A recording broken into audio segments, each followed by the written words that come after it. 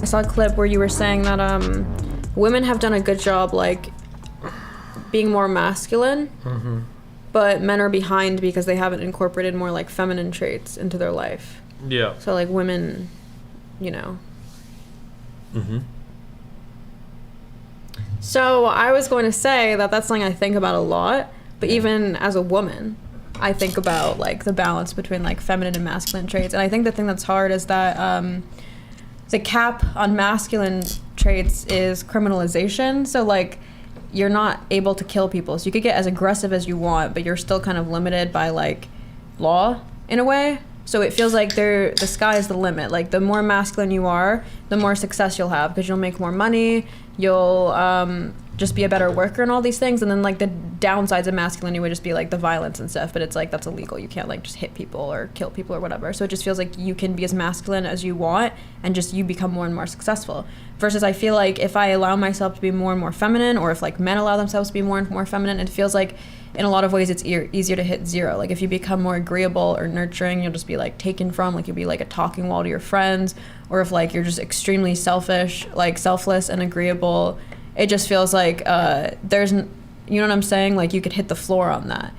So I think that's why it's hard to tell men sometimes to be more feminine, because I even think about it for myself was my point about like, I feel like I have to be more aware of how feminine I'm getting in terms of feminine traits, because they could be correlated to like lower levels of success, versus with masculine traits you don't really have to filter yourself as much because again you're not gonna like kill anyone, so you can just get more and more and more money. Versus if I value more feminine things like child rearing or whatever, then you have to think about like, oh, am I having a child too soon? But you're not gonna really regret like, oh, am I starting this company too soon? Am I getting too rich too soon? Was my point. Okay. What do you think? That's just something that I thought about when you were talking about men need to be more feminine. I was thinking like, what do you think is like a good level? Because they do associate more masculine traits with success, like conscientiousness and extroversion and stuff. So what do you think is like the healthy balance of feminine traits? What? Are you gonna draw your cowboy hats? I'm gonna draw a graph, okay? This is how I would view it, all right?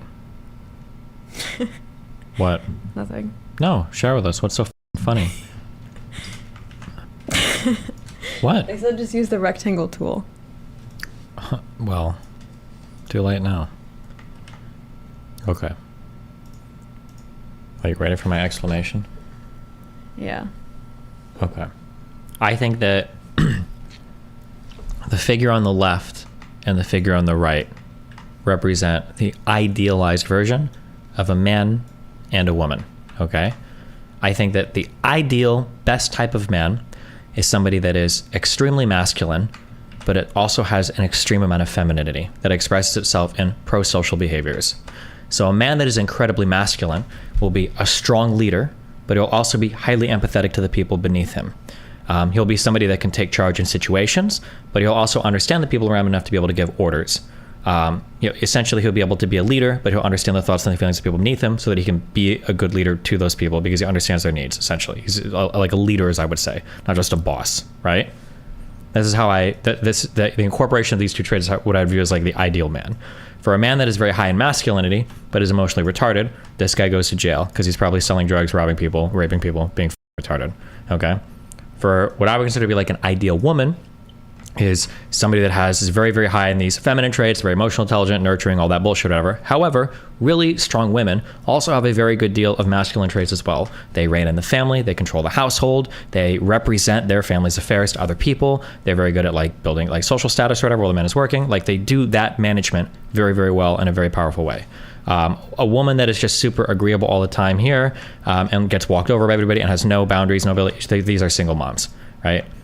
Roughly speaking, this is like how I would view people. And then these are like criminals. Sure. Well, No. Yeah, these are like, these guys go to jail because they're retarded. Yeah. And these women get rolled over by everybody because they have no boundaries and they can't assert themselves ever. I feel like any reasonably successful person is going to have a very good balance of both feminine and masculine traits. I don't think you can just push infinite masculinity and be successful. But do you think the first one will always be better than the fourth one, or no? Do you better? think they're equal? In terms of like success or like the perfect balance? Well, success is relative. What do we mean? For instance, like some women wouldn't consider it successful to have a successful career. Some men wouldn't consider it successful to just be like a really good father and caretaker, right? Like success is somewhat relative. Yeah. In terms of how society judges you, it depends. I mean, even at that, it depends on what segment of society you're in, right?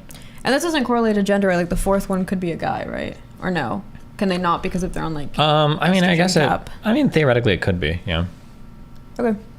But I think in terms of like traditional strengths that play towards our like relatively set like biological strengths, I think that I think that like the first and fourth are ideal. Like these are the types of women that I look for. Like I like people that are relatively feminine and everything, but they also have to be like very confident, very assertive, ability to assert boundaries, et cetera, et cetera, et cetera. Like I think this is a really good match. You don't want like, whereas like people that are passport bros, they're looking for these types of women. They want women that are like feminine, but also demure, submissive, easy to walk over, aren't going to challenge or assert boundaries very often. Like that's who they're looking for. Like this group of people are people that are looking to be taken advantage of, essentially, in my opinion. Makes sense. Do you think people just like fall into one of those categories or the other? Or do you think like women, like do you think a woman, like that single mom, like there are things she could do to raise the blue besides just like taking testosterone? Yeah, I mean, there are things that you work on, right? Like men can go to therapy and develop their emotional intelligence. Also, somebody points out in chat, this is true, I really don't like labeling this as masculine and feminine traits. I think it's stupid.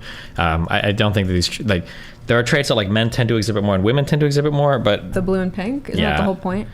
Yeah, but like, because there's a the problem I have with this is that there's a collection of traits that people will call masculine or feminine that I think shouldn't be gendered at all. Like for instance, like having honor and dignity and being a leader, like men and women can equally achieve this in different respects, right? Like a woman is a leader of a household, like technically, even in a conservative household, like women exhibit leadership skills. Women are also far more likely to be active in local politics than men are. They're the ones that lead like the canvassing groups. They're the ones that lead like a lot of the charitable work. Like they manage all of that. That's why a lot of wives of like wealthy billionaires like manage their philanthropy and like shit like that. Yeah. And then same thing here, like women that are, strong women or whatever, like, or no, that was the strength part. For feminine traits, things like nurturing and emotional intelligence and empathy and all of that, these can be exhibited by men as well as women. Like this, they shouldn't just be a feminine trait. Like every good male role model that's ever existed in history has also exhibited a very high amount of like empathy and emotional intelligence too. But I don't think when people say like a feminine trait, they mean only women can exhibit it. No, when they say feminine trait, they usually mean like weak and stupid and loser. Okay. Almost always. Unironically, because usually for men, the insult is to like call them like women and say you're being feminine. Like notice how on Fresh and Fit or on any of these shows, anytime you get emotional, they go like, oh, that's a feminine trait. Like it's just such a weird, I feel like feminine traits, and they really are, if you look at the balance of them, like masculine versus feminine traits, masculine traits are always cooler than feminine traits. Masculine traits are like conquer the world, lead armies, lead country, and feminine traits are like takes care of your kids really well, breastfeeds. Yeah, that's what I was kind of arguing with Sneeko about on his stream, was like he talks about the Matrix and this idea of like transcending the rat race and just like rising above and like finding glory. And I'll be like, okay, what do you think the ideal life is for a woman? And he'll be like on a farm raising like 10 kids. And I was like, see, to me that feels like the most like Matrixy version of the Matrix ever. Like, you know what I mean? Yeah, the real red pill is realizing that the red pill is just another matrix that you can participate in, I think. It's funny because in ways, if you go down that road far enough, you basically rediscover liberalism. The idea that like, it's cool to have different paths in life and we ought to be able to explore those and discover those on our own while still kind of like intersecting and working with each other in society. But people will say some shit like, oh, like you're stuck in the matrix, like come join mine. And it's like, oh cool, I've broken out of the matrix, like now what do we do over here?